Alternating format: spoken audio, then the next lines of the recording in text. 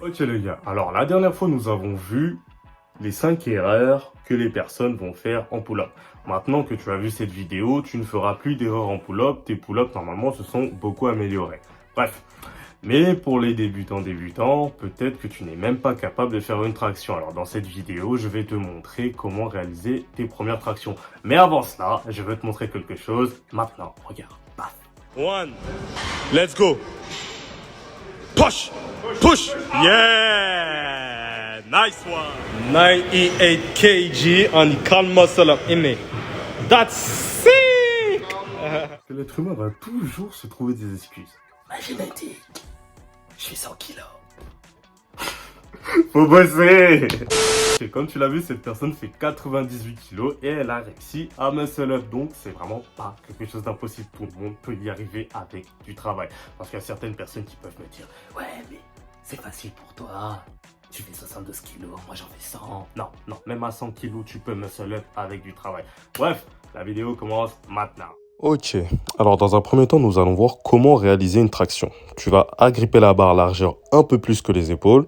Tu vas faire des relevés de scapula d'abord. Ça va être très important. Regarde, comme ça. 1, 2. Alors, la traction va être un mouvement en 2 étapes. Dans un premier temps, tu vas relever tes scapulas et dans un second temps, tu vas tirer. Comme cela. Maintenant, je vais le refaire plus rapidement. Hop, hop. Voilà. Comme je te l'ai dit, les tractions vont être un mouvement en 2 étapes. Tu vas d'abord engager tes scapulas, puis tirer avec tes bras. Tu ne devras pas que compter sur tes bras. C'est un mouvement en 2 étapes que, comme tu l'as vu, je fais très rapidement. C'est tout. Ce n'est pas un mouvement. Alors, maintenant, on va voir les exercices pour débloquer tes premières tractions. C'est parti. Alors, en street workout, lorsque nous ne sommes pas capables de faire le positif d'un mouvement, nous allons passer par la négative.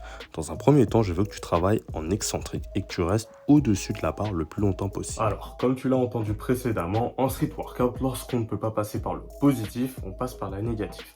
Malheureusement, ça, ce ne sont pas des tractions négatives. Je vais t'inviter à faire cela dans un premier temps, si tu ne peux vraiment pas faire de traction du tout, à rester au-dessus de la barre et à maintenir. Ça va construire la force que tu auras besoin au niveau des dorsaux pour ensuite faire des tractions en négatif.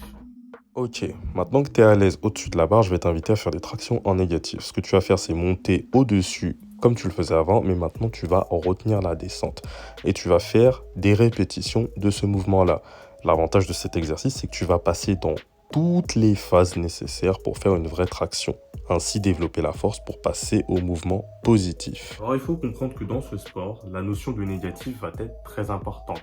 Faire le mouvement à l'envers pour passer par toutes les étapes du mouvement que tu souhaites débloquer en question pour ensuite réussir le mouvement positif, c'est quelque chose que tu verras dans quasiment tous les mouvements que tu vas apprendre. Que ça soit pour faire des tractions comme on va voir aujourd'hui, ou des pompes, ou même bien plus tard des mouvements un peu plus complexes comme les tractions à un bras ou la planche par exemple. Il faut bien comprendre aussi que dans ce sport, tous les chemins mènent à Rome. Il n'y a pas qu'une seule voie pour débloquer le mouvement que tu souhaites acquérir. Si quelqu'un te dit tu dois faire ça pour avoir ça, c'est un menteur. Il y a plusieurs autres méthodes. Alors ici, on va voir les bandes élastiques. En gros, avec cela, si tu as un peu d'argent à investir, ça va tout simplement prendre en charge une partie de ton poids, te rendant virtuellement plus léger et rendant le mouvement beaucoup plus simple. Parce qu'une partie de ton poids sera prise en charge par l'élastique. Ok, alors je vais te montrer comment mettre un élastique. Ne t'inquiète pas, c'est très simple. Tu l'enroules autour de la barre, puis tu fais un nœud vraiment très simple. N'hésite pas à revenir en arrière si tu as besoin de revoir, c'est pas compliqué. Tu vas ensuite le tirer et mettre tes 2 jambes à l'intérieur et tu vas tout simplement faire des tractions. Pense aux 5 erreurs de la vidéo précédente que je t'ai montré. Voilà, on corrige la forme et tu fais tes tractions normalement. Et ne l'oublie pas, c'est le meilleur moment pour commencer à prendre de nouvelles bonnes habitudes. Vu que tu travailles avec l'élastique, tu peux tout simplement corriger ta forme et faire le mouvement en perfecte forme.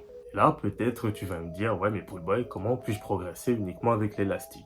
Alors, lorsque tu vas acheter tes élastiques, il va y avoir 3 gammes. Il va y avoir l'élastique lourd, je vais dire des nombres au hasard. Imaginons que lui, il va prendre en charge 20 kg de ton poids. Il va y avoir l'élastique moyen qui va prendre que 10 kg. Et enfin, le fin qui en prendra que 5 kg.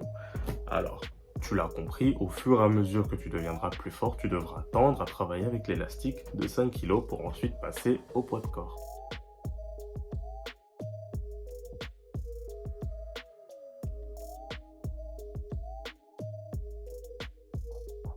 Alors, avec les élastiques, fais très attention au choix de la difficulté.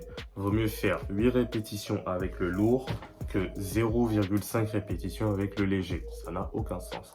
Alors, faut faire attention car le gap de difficulté entre une bande à l'autre peut être énorme. 20 kg et 10 kg sont deux charges, certes très proches, hein, mais la difficulté n'a rien à voir. Alors, toi, je vais te conseiller de travailler en palier. Lorsque tu seras capable, par exemple, de faire 8 répétitions, une dizaine de répétitions avec le lourd, il sera temps de passer avec le moyen, et ainsi de suite. Et on y arrive enfin, tes premières tractions au poids de corps. Faut regarder la précédente vidéo, fais attention à ta forme. Ne fais pas ça, ne kick pas, tends tes bras, engage ta ceinture abdominale. Voilà, c'est déjà mieux.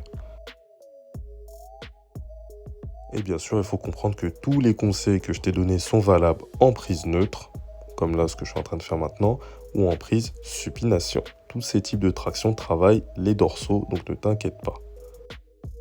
Alors désormais, tu as toutes les armes en main pour passer tes premières tractions. Ça va te demander de la patience et du travail. Je vais te recommander de t'entraîner au moins 2 fois dans la semaine.